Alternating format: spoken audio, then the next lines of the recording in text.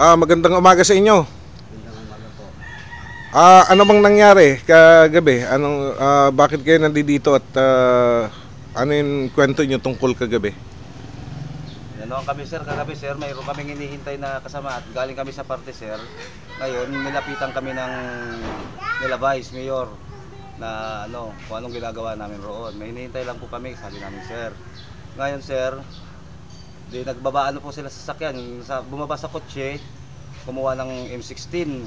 Si Eugene Bautista po ang may hawak ng M16. Eugene Bautista may hawak ng M16 ha? Opo. Kapatid ni Vice Mayor yon? Opo, kapatid po. Tapos yung isa po, si Engineer Bautista. Si Engineer Bautista kasama din. Lumapit po doon sa isang kasama ko, sabay kasan ng 45.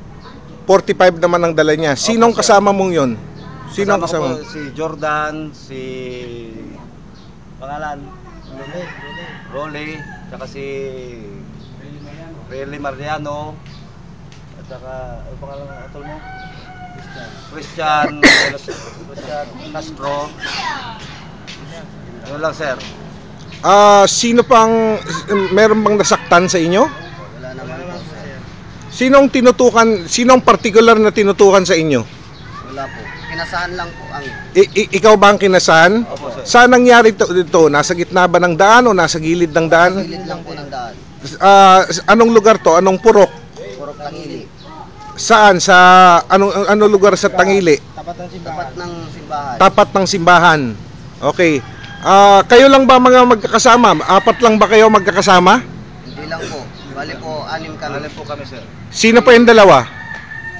Si Relly Mariano tapos Christian Castro. Si Christian Castro. So, kahit gunban, meron silang mga baril at ipinakita nila sa inyo at anong ginawa nila? Ikinasa nila? Ikinasa po nila. Hinabol nila kayo? Hindi naman sir. Dito lang po kami sir. Anong gusto nilang mangyari? Bakit sila naglabas ng baril? Yun po ang hindi namin alam sir kasi nagkatambay nga lang kami sir doon. May hinihintay kaming kasama sir. Si Vice Mayor ba ay meron sinabi sa inyo? Meron sir kung anong ginagawa namin nga doon sir. Tinanong niya kung anong ginagawa niya doon. Wala na siyang sinabing iba. Pero sir, may narinig ako sir na yung sinabi niya kung yung isang engineer doon, sinabi niya kung may pumasok na ba.